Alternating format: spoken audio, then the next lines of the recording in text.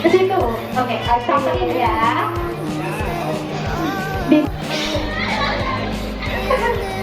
Perkenalkan, nama saya Nurul Hamza dari kelas 12 Tingkat 2. Oke. Ayo Bapak.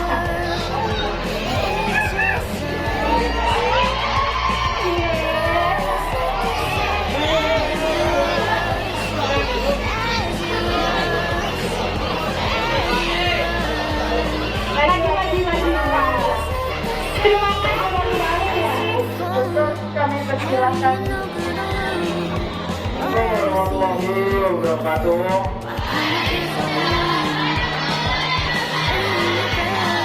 Baik, ini kelihatan ada yang ngobrol, ada yang restu, ada yang kurang perhatian. Kita tes ngobrol dulu biar semuanya pada semangat semua. Oke, kalau saya bilang Untak Surabaya, kalian jawabnya 17845. Bahkan 17845. Kalau saya bilang Untak Surabaya, kalian jawab 17845. Baik. Sebelumnya saya rekam dulu ya. Sastra Jepang Untak Surabaya. Ada yang suka bahasa Inggris atau yang belajar bahasa Inggris bisa masuk Sastra Inggris Untak Surabaya. Atau di sini ada yang suka dengerin temannya curhat atau ingin ngobatin diri sendiri bisa masuk Psikologi Untak Surabaya. Atau di sini teman-teman yang suka dekat sama pacarnya tapi kalah terus bisa masuk Fakultas Hukum Untak Surabaya. Jalan-jalan ke rumah si Ratu. Assalamualaikum warahmatullahi wabarakatuh.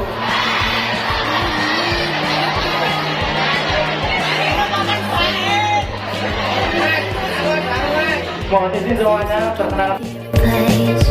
And I'm the one who will stay. Oh, in this world, it just us. You know it's not the same as it was. In this world, it's just us. You know it's not the same as it was. As it was. As it was.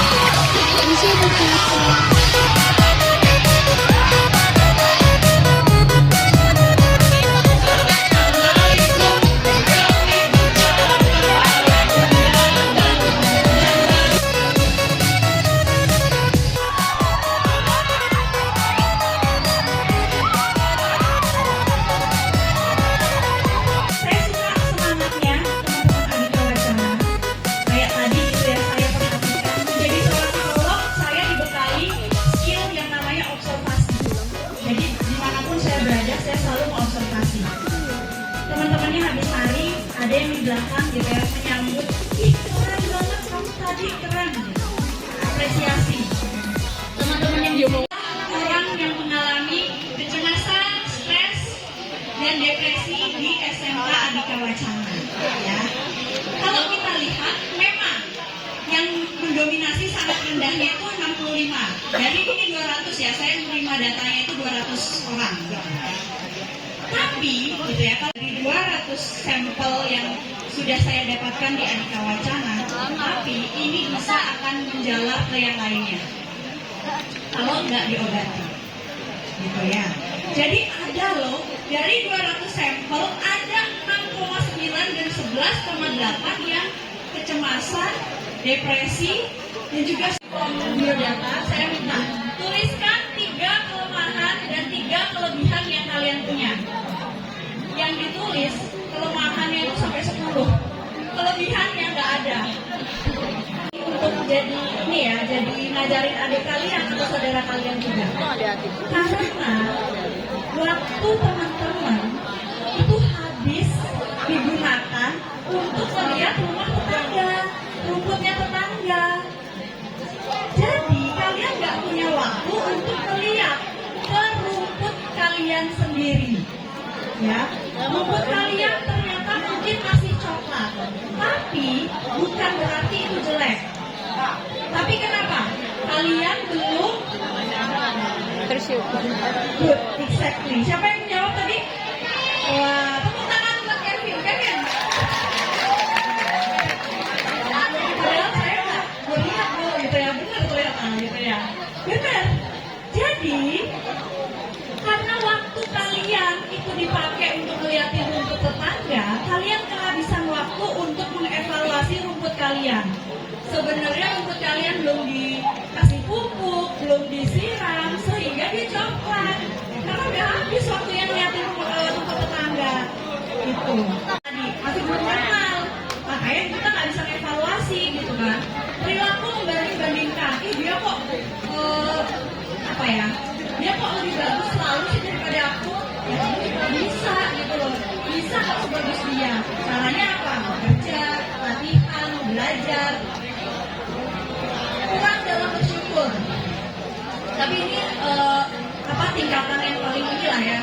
Bersyukur itu nggak perlu teman-teman, kalau dari saya ya, nggak perlu teman-teman harus selalu duduk berdoa terus juga kayak bersyukur yang besar-besar gitu. Bersyukur itu mulai dari hal yang kecil teman-teman. Pernah nggak teman-teman baru bangun terus bilang ke diri teman-teman, terima kasih Tuhan sudah memberikan saya kesempatan lagi untuk bernafas. Bangun kan, kita berjuang di sini tuh nggak sendiri. Oke, kita next ya. Kita masuk ke tantangannya. Nah ini akan menjadi heboh sih kayaknya gitu ya, karena sangat-sangat relate ke kalian tantangannya. Yang pertama ada tantangannya teman-teman. Di sini ada nggak kasus bullying? Ada.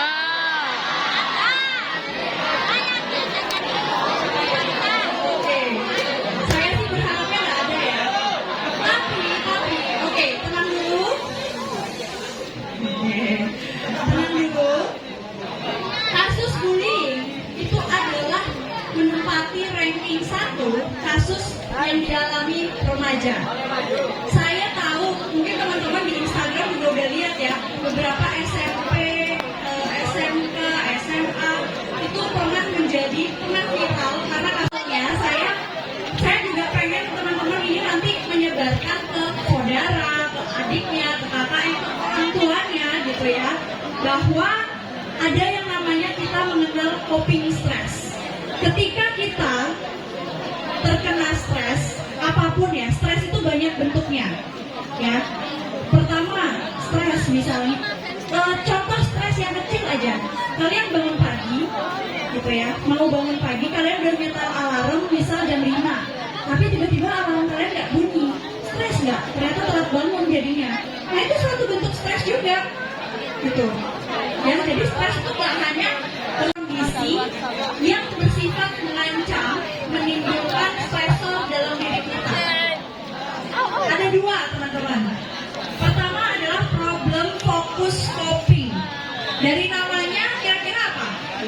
gimana? Contohnya, problem dalam apa penyebab dari stres kita? Problemnya apa? Kita telaah dulu gitu ya. Masalah ini sebenarnya apa sih? Contohnya gitu ya. Merasa kewalahan dengan tugas di sekolah. Nah ini relate sekali. Kalau kalian merasa kewalahan dengan tugas di sekolah, kalian ngapain? Tidur. Oke. Tidur itu bukan termasuk problem fokus, tapi itu termasuk emotion, teman-teman. Emotion fokus. Karena kalian melayani emosi kalian untuk tidur. Ya. Tapi kalau problem fokus, ketika kalian kewalahan dengan jadwal atau dengan tugas yang kalian diberikan oleh sekolah, kalian membuat to-do list. To-do list? Prioritas. Mana yang urgent, mana yang nggak urgent, mana yang bisa dikerjakan duluan, mana yang bisa ditunda. Itu namanya problem fokus. Selesai nggak dengan kalian menggunakan problem fokus? Nah, kalau teman-teman menggunakan emotion focus coping, itu kalian melayani emosi kalian. Ketika misalnya, ketika belum mendapatkan sesuatu sesuai yang kalian impikan, misal, aku pengen dapat iPhone 15, aku pengen punya iPhone 15, tapi kan realitanya, satu mungkin kalian belum cukup uangnya, ya. Jadi kalau misalnya kita banding-bandingkan, lebih baik problem fokus atau emotion fokus? Good. Jawabannya oke, problem. Karena akan segera selesai. Kalau kayak tadi, kewalahan dengan jadwal di sekolah, terus kalian tidur, itu masuk emotion, teman-teman. Karena kalian, aduh capek, lelah, itu emosi kan? Ya udah, kalian cara mengatasinya adalah dengan tidur. It's okay, istirahat. Saya nggak melarang kalian istirahat. Tapi supaya masalahnya itu nanti juga bisa selesai. Kalau tidur kan nggak selesai, nggak kerjain tugasnya. Ya. Oke, next ya. Kemauan untuk maju. Oke, apa bu artinya kemauan untuk maju? Percaya akan kemampuan diri, gitu ya. Terlepas bagaimana, ini penting teman-teman, boleh nggak? Ini boleh kalian rekam, boleh kalian foto saya, nanti tag saya ya, jangan lupa. Jadi ini penting banget. Kalau teman-teman bisa catat boleh, ya. Terlepas bagaimana kondisi keluarga kalian, terlepas bagaimana situasi lingkungan di sekitar kalian, gitu ya, kalian harus yakin dan percaya bahwa kalian sendiri itu mampu, ya. Jadi kalau orang bilang kamu itu jelek, kamu itu nggak bisa, kamu itu nggak cocok, masuk kanan keluar kiri deh, gitu. Kalian lihat lagi, ketika orang ngomong itu kalian tanya ke diri kalian sendiri, emang iya aku kayak gitu? Kayaknya enggak deh, aku tuh bisa, aku tuh berdaya, ya. Saya dulu jangan nganggep saya ini lahir udah sempurna gitu ya, punya pinter dan lain sebagainya. Enggak, saya juga berproses, teman-teman. Saya dulu pernah kena bully di SMP. Saya bullying survivor, ya. Bullynya hanya simple gitu ya. Tapi saya dulu nggak tahu bahwa itu bully karena belum marak kayak sekarang gitu ya. Jadi saya cuma jalan biasa gitu ya. Tapi kamu bisa memutuskan itu sendiri. Kamu sekarang reflect ya. Oke lah, misal ya, keluargaku nggak seperti keluarga yang lainnya. Aku misalnya anak yang broken home, anak yang ditinggal sama orang tua, misalnya. Tapi bukan berarti dunia itu tetap berputar, teman-teman. Ya, tapi kamulah yang harus against the world. Meskipun saya nggak punya orang tua, meskipun saya mungkin anak yang dibuang atau anak yang nggak seperti orang-orang lainnya, tapi saya masih ada kesempatan kok untuk misal jadi dokter. Apa cita-cita kalian? Ada nggak persyaratan? Kalian pernah tahu nggak? Misal ada orang buka lowongan gitu ya, yang dicari anak yang nggak broken home, ada nggak? Lowongan kerjaan kayak gitu? Nggak ada kan? Gitu, jadi kalian itu berjuangnya sendiri teman-teman. Karena kalian berjuang sendiri, berarti kalian harus upgrading diri kalian. Cantumkan cita-cita kalian itu setinggi langit pokoknya gitu ya. Mau jadi apa, mau jadi apapun, sebut aja dulu gitu. Sebut, setelah itu kalian buat prosesnya buat nyampe ke cewek ini. Mengaca, betul. Semua punya kaca nggak di rumah? Nggak punya? Di sekolah kan ada ya, di toilet biasanya ada kaca. Atau ya gitu kan ada tuh meme-nya. Stikernya juga ada. Nah itu tipe sapi teman-teman, jangan kayak stiker aja. Yuk bisa yuk. Kamu kuat kok. Kamu kuat kok itu kerja kalian sendiri. Baru kalian kalau udah bisa, baru kalian ke orang lain. Kamu kuat kok. Ya. Oke, setelah ini saya pengen minta teman-teman menuliskan afirmasi positif untuk diri kalian sendiri. Nanti saya akan pilih ada sekitar 3 orang mungkin yang akan membacakan afirmasi dirinya. Oke? Coba ditulisin dulu afirmasi untuk diri kalian sendiri. Saya kasih waktu 2 menit ya. Karena cepet kok.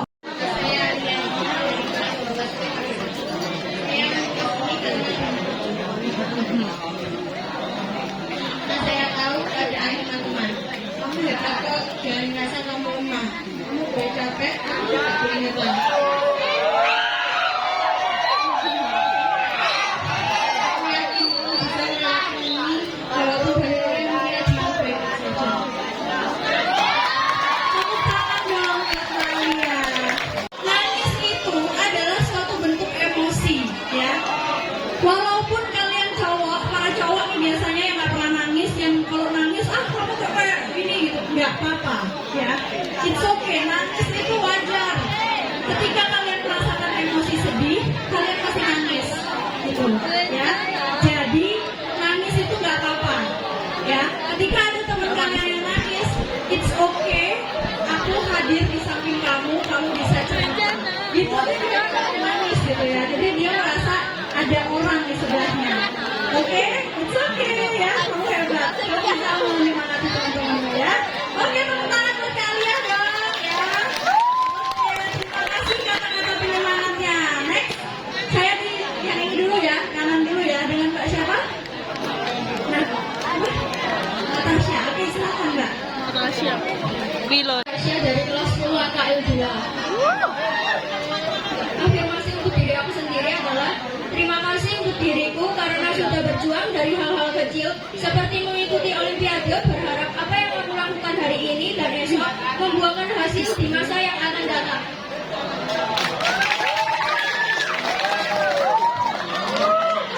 Oke, tepuk tangan buat Natasha. Keren loh. Juara. Cinta dari kelas 12 AKL 2. Afirmasi untuk diri saya sendiri adalah bagaimanapun keadaanmu, sukses atau nyungsep, hidup harus terus berlanjut sampai akhir batas ketentuannya. Buat Mbak siapa namanya? Rere. Oh Sinta, ya ampun jauh banget ya. Saya sendiri.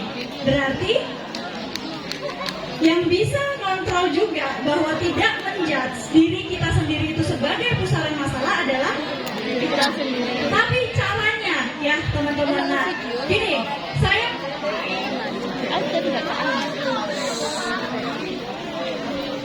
saya punya cara gimana teman-teman untuk bisa mengelola pikiran ya. Teman-teman tahu kalau di olahraga ada namanya time out. Tahu? Time out, si pemain ini akan keluar baterainya. Oke, kita sebentar aja. Time out, dia keluar lapangan terus dibisik-bisikin sama coachnya. Di dalam hidup kita,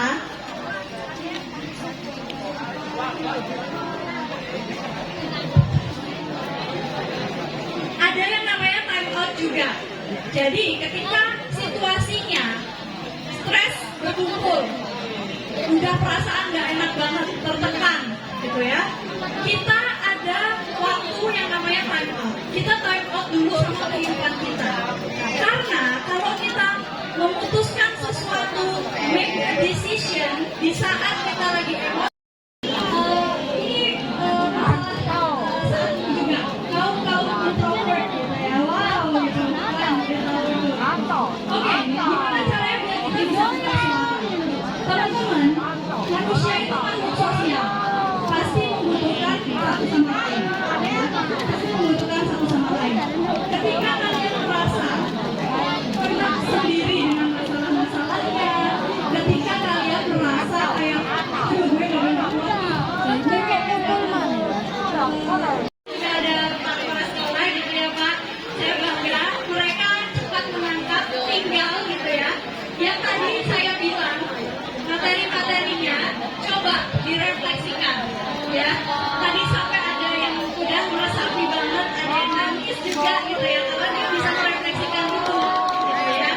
Jadi saya nggak akan menyarankan macam-macam, saya nggak akan menyuruh kalian A, I, U, E, O, tapi refleksikan apa yang saya bilang tadi. Kira-kira apa yang saya lakukan, apa perilaku sekarang saya yang dilakukan ini sudah benar nggak? Sudah membuat